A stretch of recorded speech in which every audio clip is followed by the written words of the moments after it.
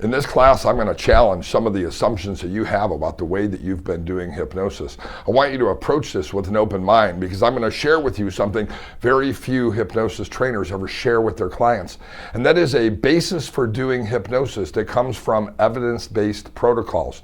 These are protocols that have demonstrated efficacy that peer-reviewed literature actually shows are often the most effective means of helping a client to make change. Many times what we do in our profession is we do an induction because we've always done an induction that way. We do interventions, regress to cause, parts therapy, because we've always done it that way. We do post-hypnotic suggestions because that's the way we've always done post-hypnotic suggestions, and we give direct suggestions to stop smoking, to stop being overweight, to stop being anxious because, well, we've always given direct suggestions that way. Rarely in our profession do we actually look at the academic research, the peer-reviewed journals, and decide there's something new on the horizon that we can bring into our learning. In this video series, what I want to be able to do is I want to be able to share with you the core concepts of acceptance and commitment therapy. This is referred to as ACT therapy. Now, ACT therapy in and of itself isn't new. It's been around since the 1980s. And of course, like any other therapeutic modality, it's actually based on other ideas that preceded it. It's based in the ideas of behavioralism. Think of B.F. Skinner. It's based in some part on cognitive behavioral therapy. You can think of Albert Ellis and rational emotive therapy and Aaron Beck. And to some extent, it's based on Moriarty therapy, which was an approach developed by a Japanese psychotherapist back in the 1920s, specifically for dealing with anxious clients.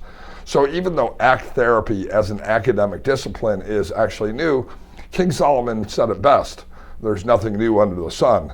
And the ideas can actually be traced to earlier modalities of successful therapy.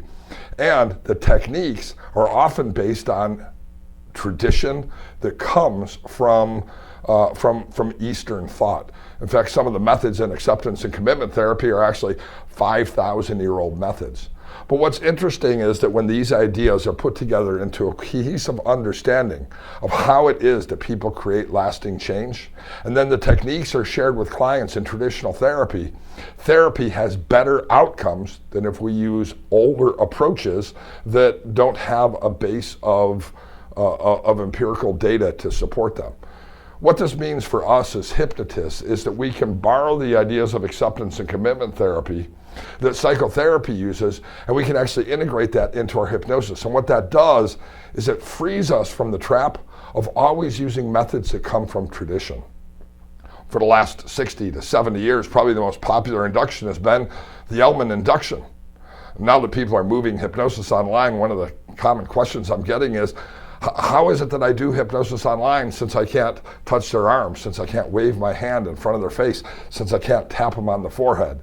Of course, the Yellman Induction can be adapted for online use. Cheryl Yellman was a guest in one of my recent classes and did some beautiful demonstrations in a Zoom room using the techniques or the strategies of the Yellman Induction, but without the hallmark attributes of the arm drop or the tapping on the forehead or the waving of the hand. Even so, adapting it for online use, the ideas of the Yellman Induction are still, of course, powerful methods. But when these hypnotists are coming to me saying, hey, Richard, I'm having a hard time moving my practice to an online practice because I don't really know how to adapt my induction, I say, what other inductions do you use? And they almost always give me a blank look because they've used what has worked for them. They come from a basis of tradition rather than a basis of having a multiplicity of strategies that can really be helpful. And so when we study acceptance and commitment therapy, ACT therapy, we gain a whole new set of techniques. Now, the Yellman Induction has never been my favorite induction. It's not the induction that I'm most likely to use with my clients. Back in 2007, I taught an all-day conference for mental health professionals at the American Counseling Association's annual convention. They asked me to come speak on skill-building hypnosis for non-hypnotists. A pretty interesting task. So I spent all day with them and I shared with them the induction I use, which is called a skill-building induction. That skill-building induction is based on, well, it's based on classic eye fixation, but it's also based on experiencing perceptual changes. There's our hypnotic phenomena. It then goes into progressive muscle relaxation. I hear hypnotists all the time say, I would never use relaxotherapy, progressive muscle relaxation, but progressive muscle relaxation is an evidence-based therapy. We know that it works. It actually helps people effortlessly move into the resource state that we call hypnosis, but more importantly, it teaches a skill. Most of our clients don't know the difference between tension and relaxation. And so by doing an induction that uses progressive muscle relaxation, we are actually training people in the skill of noticing where they are. I often then move into autogenic training. This is about creating from within, both physical and emotional processes. This teaches them a valuable lesson that when the hypnosis session is over and when they go home, they have the ability to create from within anything that's important to them. This might be the resource state of calm to counter anxiety. This might be the resource state of physical control to deal with signs of hunger or nicotine withdrawal. Autogenic training also lets people know that their limiting beliefs, those things that they've told themselves they cannot do, can be overcome because, well, if we can create this in our hypnosis induction, what else is it that we can create? I'm a big fan, of course, of visualization, using the creative capacity of the mind, because what we can create with the mind, we can achieve in real life. So techniques of future pacing, seeing myself as I know I can be, are all valuable techniques and strategies. But the point here is that in the induction that I typically use, which I can use either online or in my office, I'm using a multiplicity of different skills so that my clients actually gain benefit from the induction. I don't believe induction is something we get through so we get to the good stuff. If we do hypnotic induction correctly, it actually is the good stuff. And we can actually incorporate components of acceptance and commitment therapy, mindfulness, dropping the anchor, and other strategies into our hypnotic inductions, making them super powerful learning experiences. I've said that if many of my clients only came to my office and all I did was an induction, a deepener, and a reorientation, 99% of my clients would say, wow, Richard, that was awesome. That was super helpful. And it's super helpful to them because when we do our contextual skill building induction, in many cases, based on acceptance and commitment therapy, what we've actually done is we've helped them to create within themselves a resource state that's truly useful to them. But by learning the methods of acceptance and commitment therapy, we can then build on a basic induction, and we can actually create beautiful scripts for suggestive therapy.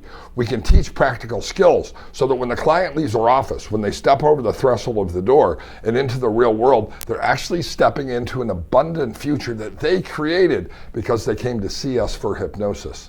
In this video series, I'm going to be sharing with you some of the very specific strategies that you can use in hypnosis that come from acceptance and commitment therapy.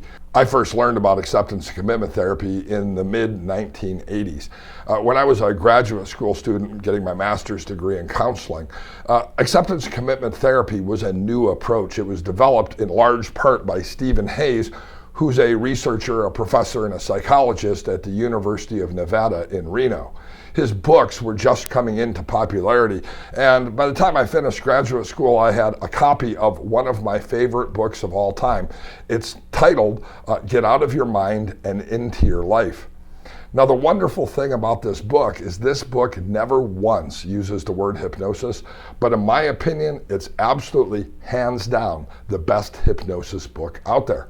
In fact, I would bet that Stephen Hayes, who's the architect of acceptance and commitment therapy, would say that ACT therapy is not hypnosis. And yet, when I look at the exercises in that book, the skills that are taught, the scripts that are provided, what I see, because of my training in clinical hypnosis, is that it is a beautiful collection of hypnotic techniques. But because these techniques are largely shared with the mental health profession, they are not shared with the hypnosis community. And because they're not shared with the hypnosis community, we don't know that these tools are available to us. And when we understand how to utilize these tools in professional hypnosis, we can create beautiful results. We can help clients to make significant changes, and we can help them step into a more abundant future because we took the time to learn an empirically based protocol that actually helps clients with anxiety, with other problems, behavioral issues, to make significant and lasting changes. If you'd like to help your clients step into a new and abundant future in hypnosis, begin integrating some of the techniques of acceptance and commitment therapy into the work that you do, and you're going to discover the same thing that I discovered early on, and that is that the results are absolutely phenomenal. Now, in this introductory video, I'm going to share with you a couple of techniques. I'm going to demonstrate a couple of techniques with Mia up here in a few minutes. But I want to give you a quick overview of really how powerful ACT therapy is for professional hypnotists. There are 6 processes or 6 domains of acceptance and commitment therapy. Each one of these you'll see can be so useful in the hypnosis that we do and lead to the profound results that our clients are actually asking us to make. The reason why I'm excited about acceptance and commitment therapy is because it gives me an evidence-based protocol to actually work with clients and to help them get the results that they want. Many of us out of tradition use techniques like regress to cause, or many of us out of tradition use a technique perhaps like parts therapy, or many of us out of tradition use, for example, NLP visualizations and NLP steps. And again, those techniques can have value, but the reality is there is a body of evidence showing that new techniques are highly effective. And when my clients come into my office, I want to be able to share with them the most effective techniques first, which is why I love acceptance and commitment therapy and integrating it into professional hypnosis. So these 6 processes or these 6 components of acceptance and commitment therapy are super important. The first deals with the present moment. Now, I've probably never taught a class where I haven't at some point quoted the great Master Oogway. The great Master Oogway taught us something very important. He said, yesterday is history. Tomorrow is a mystery. All we have is the present, and that's why it's a gift. And for those of you who don't know who the great Master Oogway is, that was the turtle from Kung Fu Panda. And the idea here is that the past is behind us. It might have shaped us. It might have brought us to where we are today. It might have a lot of control over us, but the past is behind us. No matter how much regression we do, we can't actually change the past. Many of our clients are actually caught up within the what ifs. If they're not regretting the past, they're dwelling on the future. They come in for smoking cessation hypnosis and they say, but what if I have a withdrawal symptom? Or what if I am around other smokers? I tell all of my smokers when they come to my office, you'll leave the very first session a non-smoker. By the way, 100% of my clients leave the office a non-smoker. How do I know they leave a non-smoker? Because my office is not smoking, and they're not smoking when they leave my office. So 100% leave my office a non-smoker. And the reality is they are a non-smoker, because the only moment we actually have is this moment. So one of the most powerful things about acceptance and commitment therapy is it doesn't force us to dwell on the past, to come up with an understanding of the past. One of my favorite books in the Bible is the book of Job. All these bad things happened to Job, and his 3 friends keep telling him why all these bad things have happened. In the end, the young guy comes along and says, actually, we'll never know why all these bad things happened. They just did. And whether you, again, believe that's a literal story or poetry or whatever your belief is about the book of Job, it's really a powerful lesson for us. And that is that sometimes we'll just never understand why bad things happen to good people. And it's actually rumination in therapy when we are regressing clients back to what happened before, because the only moment we actually have is this moment. In hypnosis, I've worked with a lot of oncology patients, people who have cancer. Some of those folks have had catastrophic diagnoses and are not expected to make it. And when I share with them that no matter how difficult it is right now, as long as we're breathing, we're actually okay, they find that in that simple message during very difficult times, they can be still, they can be present, and they can even feel joy in the midst of tragedy. I used to be afraid to fly on planes. I work with a lot of folks to help them overcome their fear of flying. I tell my fear of flyers the same thing. It doesn't matter how bouncy the plane is or how much turbulence there is. As long as you're breathing, you're actually okay. And so acceptance and commitment therapy focuses on the present moment. This is the context for making change. The second element or process in ACT therapy is values clarification.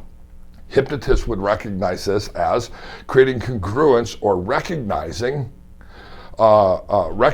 how to create a parallel state between the conscious actions and the subconscious desires or pre-programming.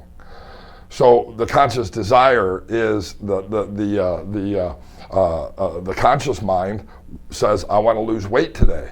But the subconscious mind says, fill up your buffet plate with as much food as you can possibly put on it. We have to create in hypnosis a congruence between the conscious mind and the subconscious mind. This is sometimes referred to as bypassing the critical factor. But in acceptance commitment therapy, we see it as a values clarification process where we can bring out from within a person to the conscious mind, to the present moment, those things that are most important to them. We know in the world of hypnosis that a stronger emotion will always dominate a weaker emotion. So if the emotion of instant joy is there when I have a Twinkie in front of me, it will dominate my desire when a salad is in front of me because it's not the same level of excitement. And so through a values clarification process, we can help a person to actually be really excited about nutrient-dense foods and decrease the excitement of having a Twinkie in front of them. Values clarification also helps a person to get what it is that they truly need. My clients come to me in hypnosis. I'm often the last choice for them. They've been to the physicians, they've been to support groups, they've been to, they've tried this and they've tried that, and hypnosis is often something they try last. So I'm the therapist of last resort for a lot of people, and when they come to see me, they're often depressed, they are often feeling hopeless, they often have a sense of overwhelm. And through a values clarification process, I can help them get in touch with hope, and we know that hope heals. We can also help a person to decide really what it is that's most important to them. In neuro-linguistic programming, NLP, we call this an ecology check. If you make this change, is that actually what you want? Interesting statistic, when I was doing drug and alcohol treatment, more of our patients got divorced after they got sober than when they were actually drinking and drugging. Well, what's the reason why? Tremendous changes in the family took place as a result of stopping the alcoholic behavior. So those changes were not anticipated, they were not expected, and they caused difficulty even though a powerful change had taken place. Values clarification processes in therapy, I think, are essential processes. What is it that you really value most? It's actually not quitting smoking that's most important. It's a sense of freedom. It's a sense of health. It's a sense of security. Right now we're in the middle of this COVID-19 thing, and I used to smoke. I quit smoking more than 20 years ago.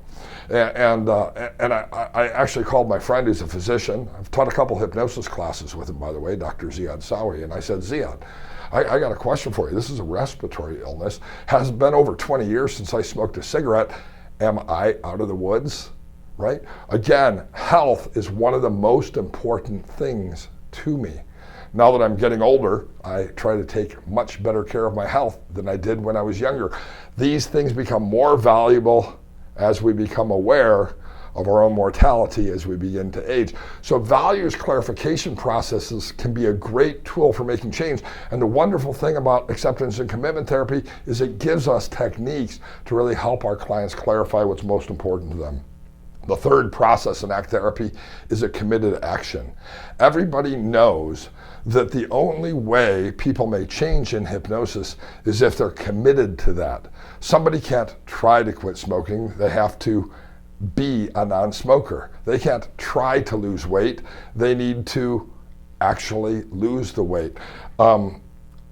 Committed action is essential for success in hypnosis. It's also a process that acceptance and commitment therapy recognizes as important. And it's tied to the values they have and the abilities, the strengths and resources they bring in the present moment. What this means is that we can work with a client in hypnosis. We can use these values clarifications processes to activate within them the commitment to making lasting change. Sometimes people say to me in hypnosis, how do you get the suggestions that you make to stick, to actually last? Well, I get them to work to get them to last with acceptance and commitment therapy so that my clients are committed to an action. It's now no longer something they have to try to do. It's something that intuitively they do in any situation. The fourth component here is self as context, or self-awareness. Many of the clients who I've worked with over the years, their problem is a lack of ego strength, a lack of self-awareness, a lack of seeing where they stop and somebody else begins. I'm thinking of the codependent person, the person in enmeshed relationships, the person who's easily swayed by others. Do you ever have clients who come to see you for a hypnosis session and they come back and they say, I'm struggling with that change, and they're struggling with that change because somebody else has influenced them? ACT therapy recognizes that it's important that we activate what we might call in metaphysics our higher self, that we align this with our values, and that we create a sense of awareness to a level that we've never experienced before. In hypnosis, we want to heighten sensorial experiences, the sound, the sight, the touch, the scent, the smell, the taste of the world around them. By the way, there are more than 5 senses. We have proprioception, we have all different kinds of additional senses. And in hypnosis, we can use the sensorial experience to maximize our clients' awareness of themselves in any situation and the ability they have within themselves to step into what's most important in this present moment. And if I step into it in this present moment, I can act on the post-hypnotic suggestion. And I can walk out the door and continue to step into that. The fifth element is diffusion, not diffusion. Think of a diffuser, right? You put your essential oils in there and it diffuses throughout the room. This is not diffusion, it's diffusion. So many of our clients are fused, their behaviors and their thoughts or their emotions. So this is a person who, they're not just depressed, they are depression. This is a person who's not just angry, they are angry. Have you ever said about another person, oh, they're an angry person? This is a person who's fused to their emotions. We are healthy people when we put some space between us and our emotions. ACT therapy gives our clients a bunch of resources for doing this. In weight loss hypnosis, my clients are fused with the idea that hunger is bad. But hunger doesn't mean anything is wrong. It actually means our bodies are doing exactly what our bodies are supposed to do during the digestive process. And that by putting some space between me and hunger, I can simply be hungry without being fused to the idea that I must make that sensation go away. And having skills and strategies for diffusion, I think, are at the heart of really helping us as hypnotists to help our clients. The last element, of course, is acceptance. Acceptance doesn't mean that we've looked at a situation from the past and we've decided, okay, that's good. I'm glad that I experienced difficulty in life. I'm glad that I was molested. I'm glad that I spent the first 45 years of my life overweight. I'm glad that I drank a lot of booze and got fired from all my jobs and had a protective order against me. Acceptance doesn't mean that I accept, have resigned to, and don't care about the difficulties that happen in life. But acceptance rather is about simply recognizing that life is difficult. So I don't know if you read the book by Scott Peck years ago. The book was titled The Road Less Traveled. It sold 30 million copies. Everybody thought it was a great book. Actually, the book was no good. It actually wasn't a very good book. But the first line in the book was extremely powerful. The first line was, life is difficult. Millions of people walked into the bookstore. They opened up the first page of that book and they said, this is a book about me, I'm going to get it. They probably didn't even read anything else. But they identified with that life is difficult. And the reality is, Life is sometimes difficult. Acceptance and commitment therapy tells us that sometimes I cannot avoid painful experiences, but what I can do is I can avoid artificially amplifying that pain.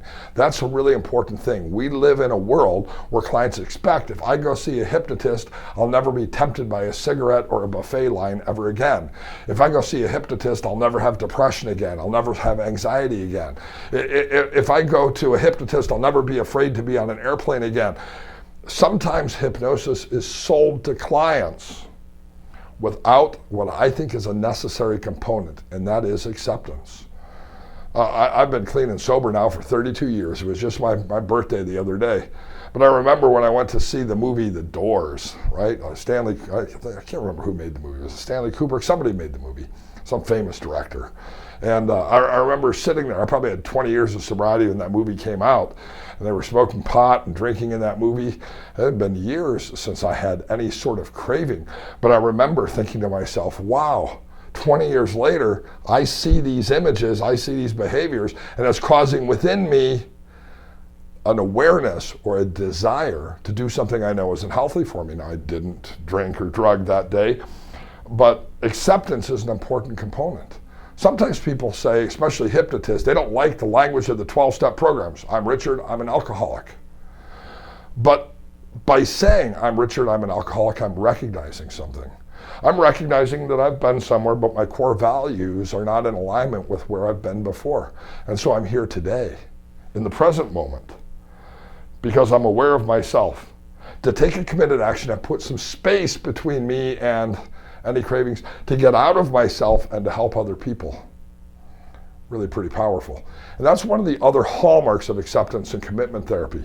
It focuses on the language we use. And the language we use often determines our behaviors.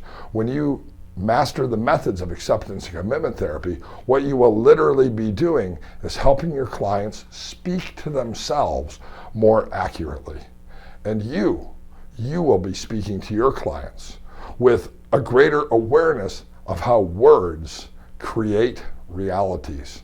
I love the book of Genesis because in that first book of Genesis, I think it's a Genesis in chapter 1, of course, God spoke to create. Now again, whether you believe the story is a poetry or whether you believe it's reality is irrelevant.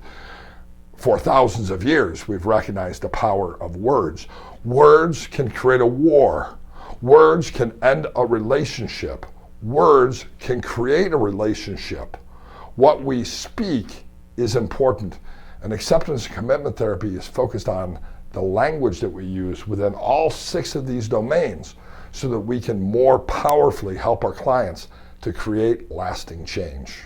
So Mia, imagine that you've come in and that you have a sense of overwhelm, that other people aren't doing what they're supposed to, you're frustrated, there may be a sense of anxiety, just a sense of negative stuff going on. Are you able to kind of create that frame? Okay, good.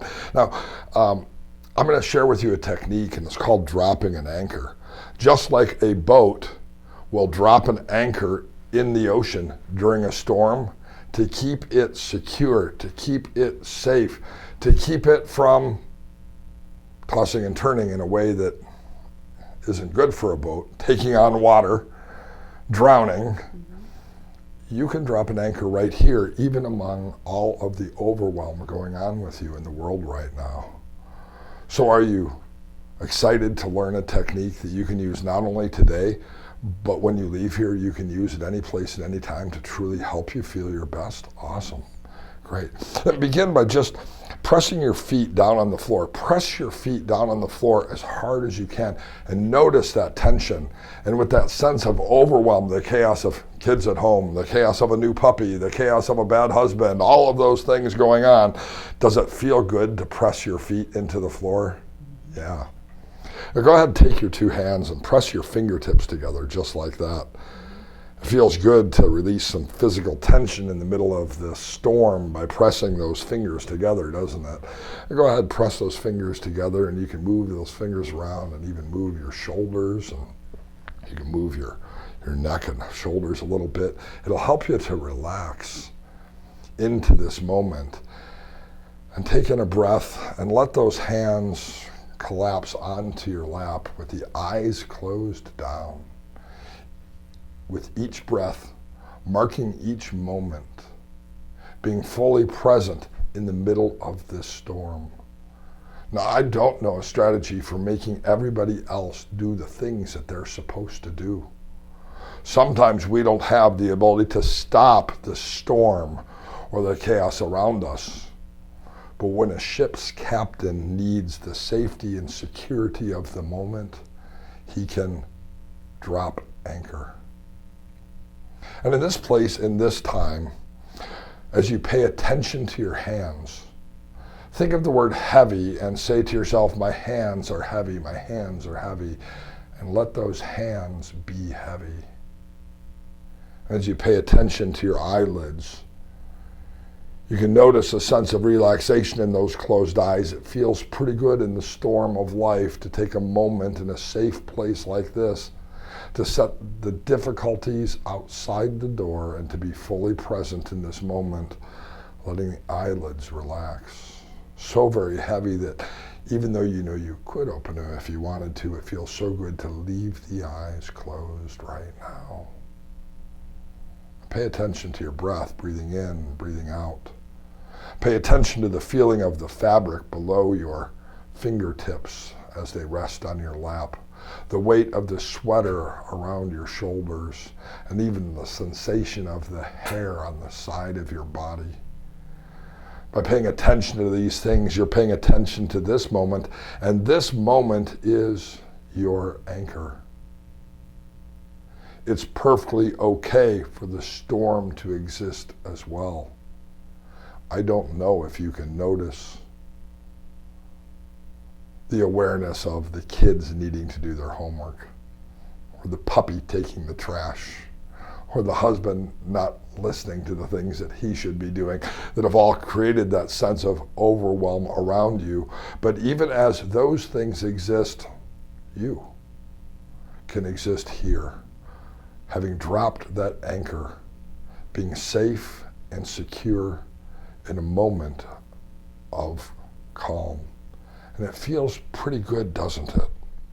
You and I here together, working towards a new way of handling a sense of overwhelm.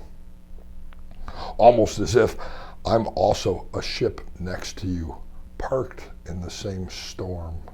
By the way, sharing trance with your clients is an important concept every hypnotist should be aware of. Both of us anchored safely, securely, and focused on the present, working together as a team, knowing that when this session is over today, when you step out of the office and get back into your car, when you go home to the real world, and some of the difficulties remain, at any time in any place you can choose to simply bring back this resource state that you've created and drop an anchor. By seizing emotional control, not by trying to make all the bad go away, but just by accepting that it exists as you exist, with a newfound sense of calm, safety, security, and comfort. And it feels pretty good, doesn't it? Now, if this was a complete hypnosis session, I could go on, I could do other techniques, I could do direct suggestion, I could do anything I wanted to. But since this is a demonstration, Mia, take in another breath, pay attention to that breath, what it feels like to breathe air into the deepest part of the lungs. How with the next breath it brings a sense of energy, a sense of joy, even though the storm might continue on the outside. And when I count to 3, open the eyes, feeling fantastic. 1, 2, 3. Open the eyes, taking in a breath, a smile on your face.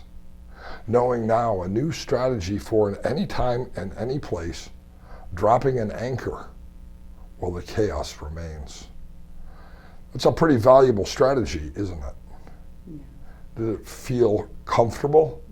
Even though the husband's no good, the puppy's no good, and the kids are no good? Absolutely. Yeah. Because what it did is it gave you a sense of control.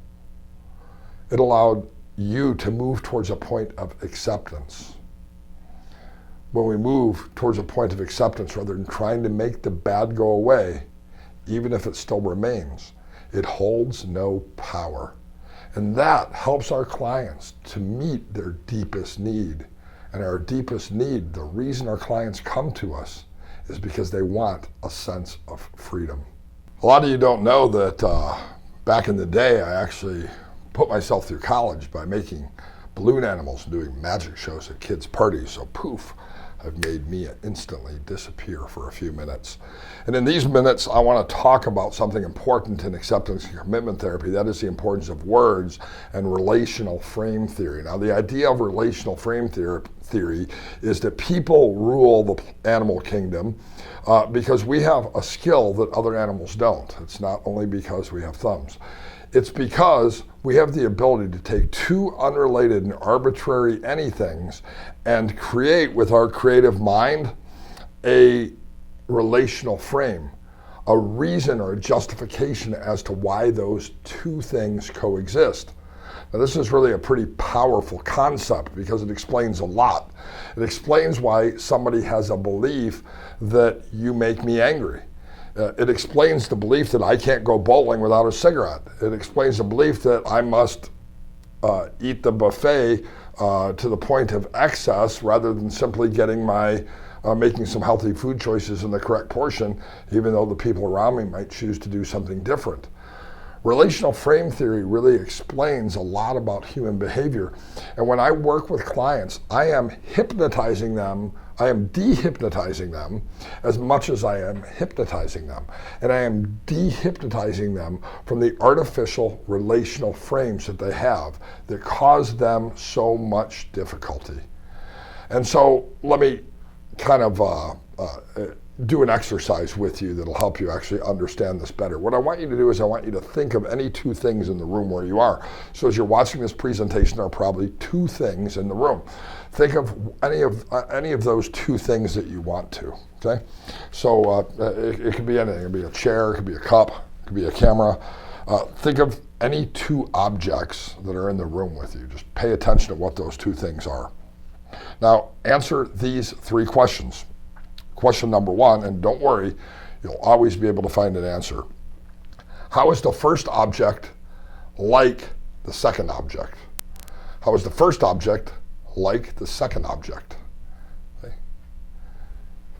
Doesn't matter how crazy your theory is, answer the question. How is the first one like the second object?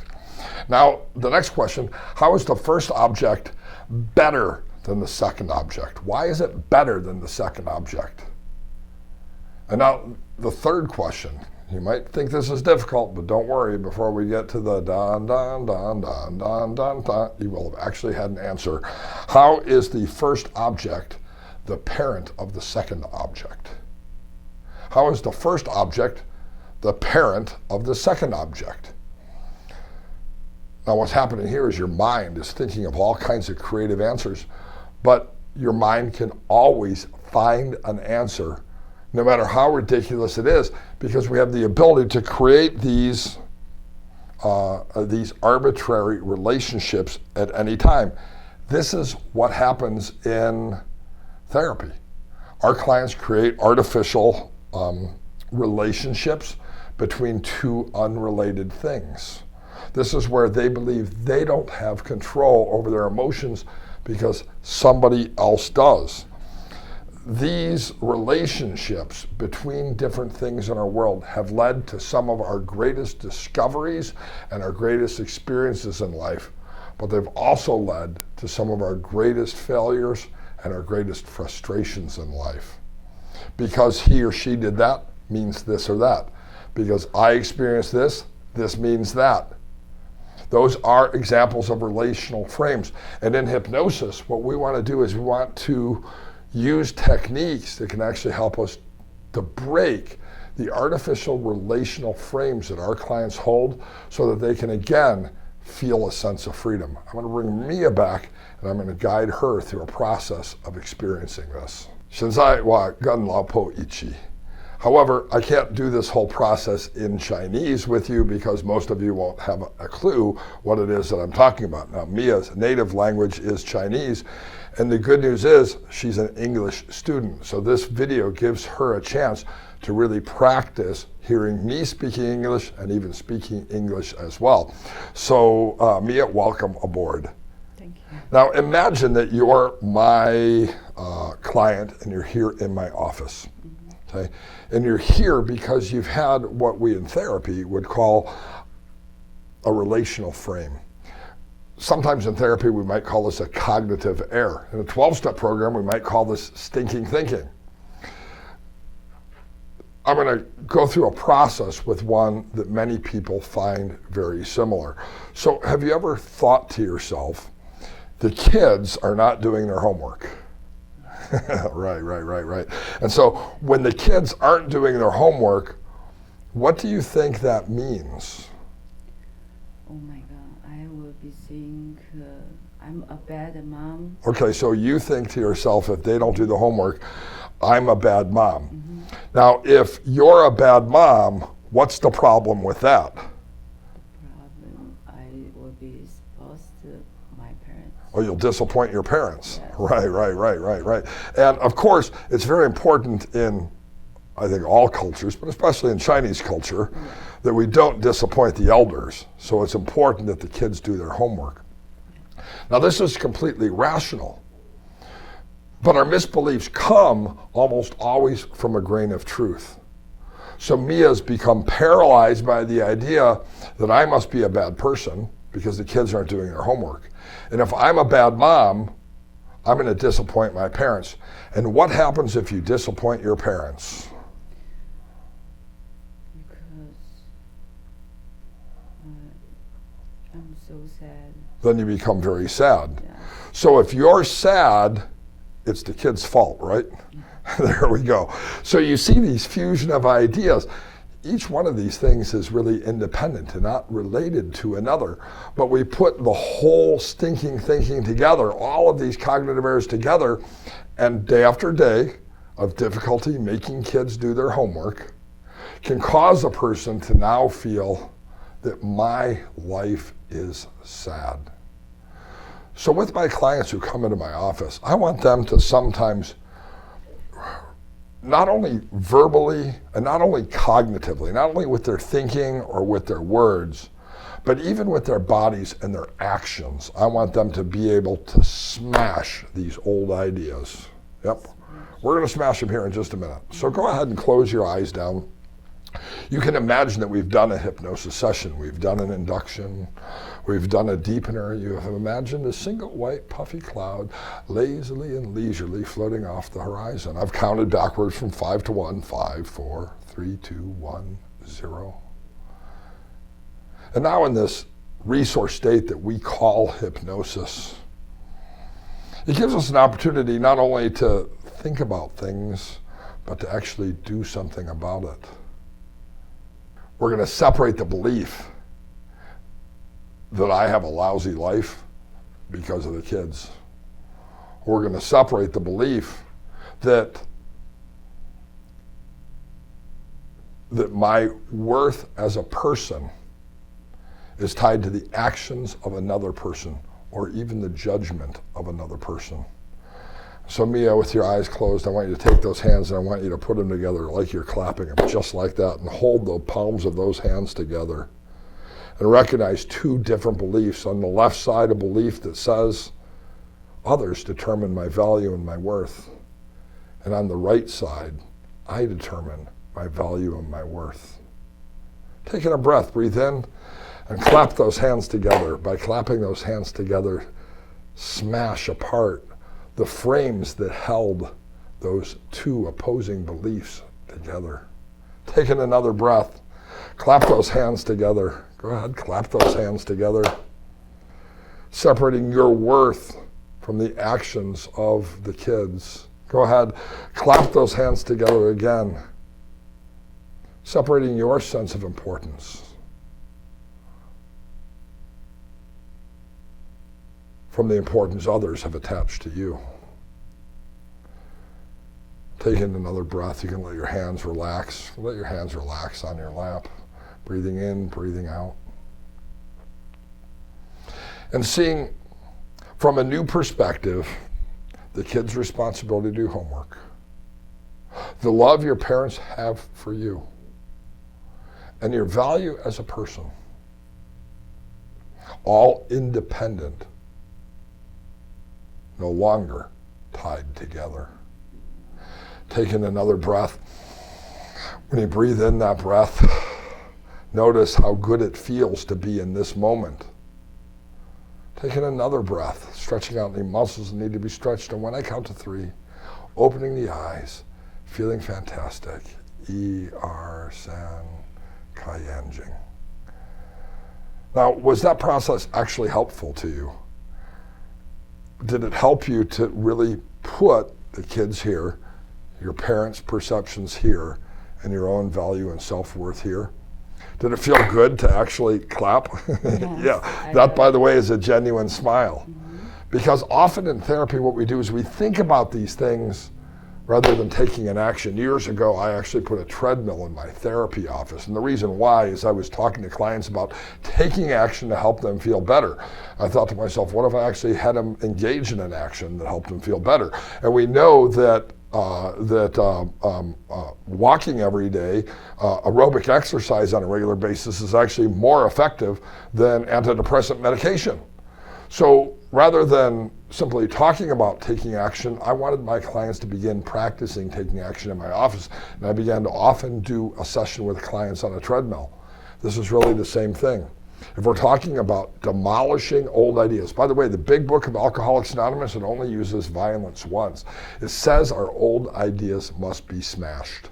And by bringing a kinesthetic process into the hypnosis experience, our clients can break their relational frames and step out of our office and again have a new sense of freedom. Yes, it's important that kids do the homework. Yes, it's important how my parents perceive me. Yes, it's important that I have self-worth. But each of those 3 things is autonomous. The frames can be broken. And joy can be felt even if the kids don't do what they're supposed to. Mm-hmm. Even if the puppy pees on the floor. Mm-hmm. Even if the husband doesn't listen all the time. Make sense? Yes. Awesome. Thank you, Mia. Thank you. And poof, Mia's gone once again. Acceptance and commitment therapy really focuses also on the idea of mindfulness. It's a core tenet or aspect of acceptance and commitment therapy. I've probably never done a hypnosis session or a traditional psychotherapy session with my clients where I did not incorporate some element of mindfulness. Again, almost all of our clients are either ruminating or regretting the past or fearing the future, and they're missing the opportunities that are in front of them. I use a lot of different strategies with my clients to help them seize the power of now to create lasting change in their life. I do this in business coaching. I do this with my clients in hypnosis who come to see me for emotional issues related to anxiety and stress. I do this with my clients who are trying to lose weight, stop smoking, and step into their best selves. Mindfulness is a skill that is trained. And the reason why it's a skill that requires training is because it's really not the way our mind naturally works. Evolutionary biology for years has taught us to scan ahead and anticipate in order to avoid, of course, cataclysmic disaster, to figure out whether or not we need to store food for the long winter or to, avoid wild animals in the night. But many of those evolutionary traits that have preserved us as a species are really evolutionary traits that cause us difficulty in the current era. In the current era, when I'm recording this, is actually during what is largely a quarantine period for many people, or at least a social, or I prefer the term physical distancing period, where we're separated from other people. That is increasing anxiety as the date of being able to return back to a normal life keeps being extended by authorities into the future. At first it was going to be 2 weeks, then it was going to be 30 days, now it's going to be 45 days, and we hear that this is extended, and it's causing a lot of people anxiety because we tend to worry about tomorrow. But all we actually have is this moment. And even if tomorrow is a scary thing to think about, in the present moment, am I actually okay? So I share with my clients a basic skill, a basic strategy for rehearsing and practicing mindfulness. And when I share this with my clients, none of them ever say to me, "Oh my God, Richard, that was freaking amazing. I'm so glad I came to see you. In fact, when I leave here today, I'm never going to have a problem again because you just taught me that strategy." I've never had that response from any client yet. Instead, when I teach them the strategy, the response I get is, okay, that felt good, or that was relaxing, or okay, I can see how that would be helpful. But I give every one of my clients who comes to my office a homework assignment, and that is to listen to a short MP3 that I send them. The MP3 is about 3 to 5 minutes long. By the way, the reason I give them a 3 to 5 minute long MP3 rather than a recording of my hypnosis session is because what happens is if I give them a 30 or 40 minute hypnosis session to listen to every day, they don't find the time to do it. And then they give themselves the negative hypnotic suggestion, "Ooh, I forgot to listen to that recording. Uh-oh, I screwed it up." And they return back to the unhealthy behaviors. But every client who I've worked with is willing to take 2 or 3 minutes a day to practice this simple idea. And even though it's a simple idea, there's something really profound in it. It's not just being still for a minute, and it's not just paying attention to the breath for a minute. The value of mindfulness is the practice of when we have a thought, or when we have a sensation, or when we have an emotion, rather than following it into the future, where it can become an obsession. They practice bringing their awareness of those thoughts, feelings, and sensations back to the present moment. ACT therapy is filled with strategies to help people live fully in the present.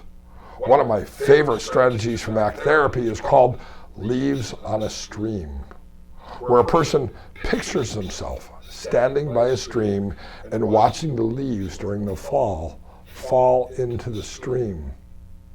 And as the stream waters move and the leaves are carried off, rather than following those leaves off into the distance, we simply pay attention to new leaves, new thoughts, new leaves, new sensations, new leaves, new emotions. And we simply let them be. We experience them rather than following them, becoming enmeshed with them, becoming obsessed with them.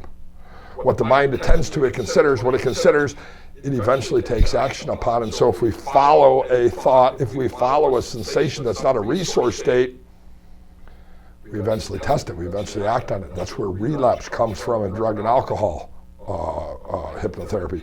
That's where relapse comes from with our smokers. That's where relapse comes from with our weight loss clients.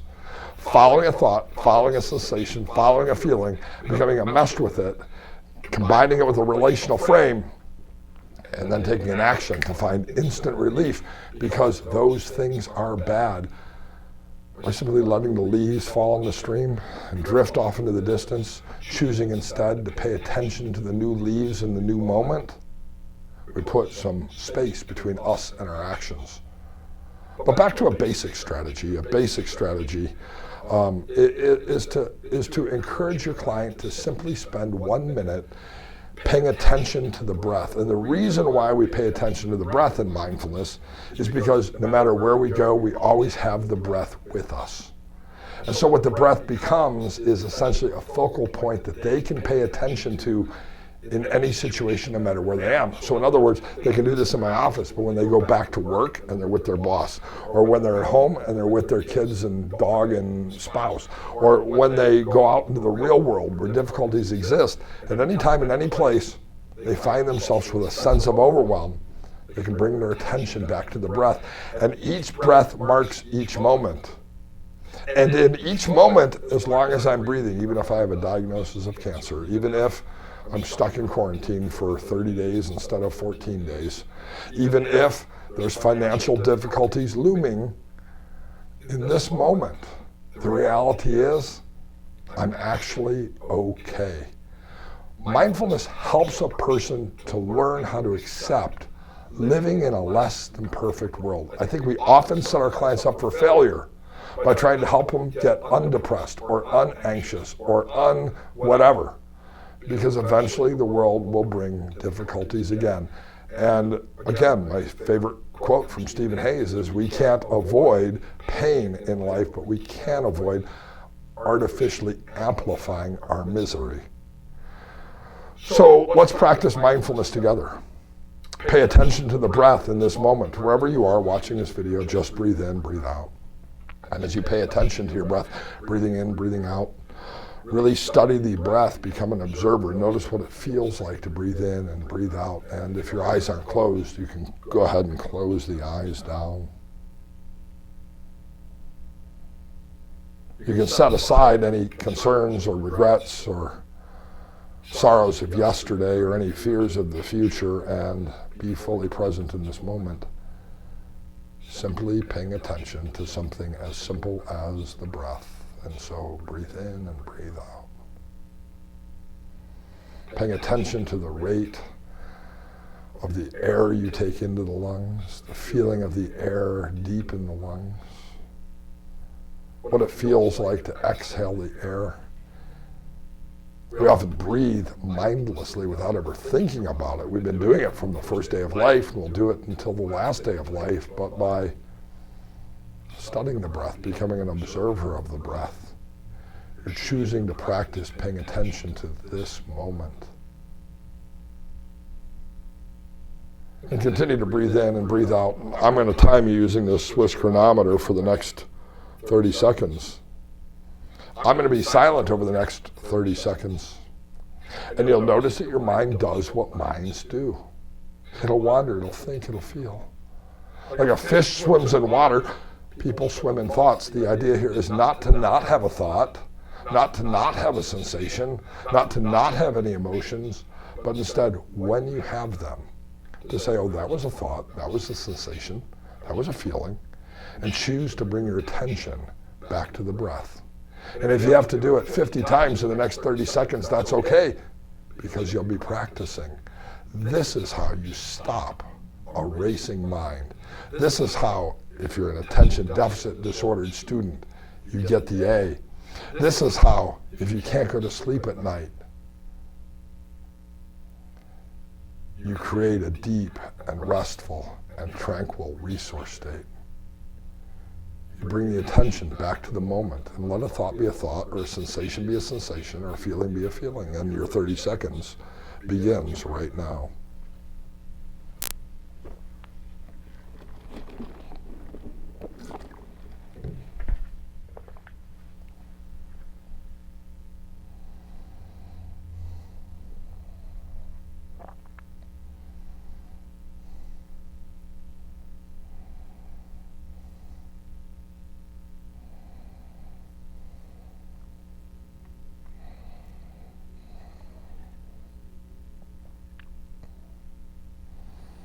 With the next breath, pay attention to what it's like to breathe that air in, to have been fully present in this moment.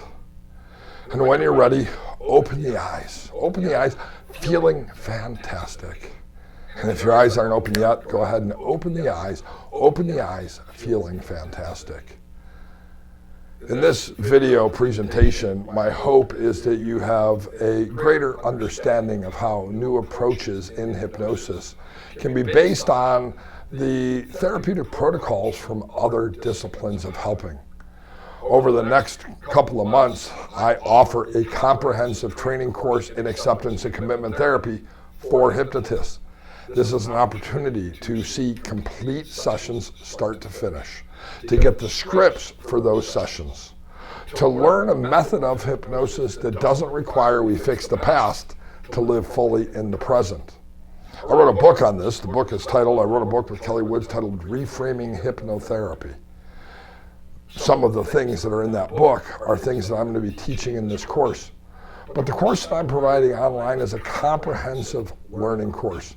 This is going to help you become skilled in a new approach to hypnosis that you can then add to your skill sets of previous learnings, even if they're based in tradition, and the care you have for other people to help them live their best life. And the result is you will not only learn new techniques, get new scripts, and have new applications, but you'll discover both in the lives of your client and in your own life as well.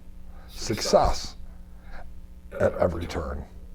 Join me for our comprehensive course coming up right here on subliminalscience.com. I'll look forward to seeing you in the VIP Learning Center.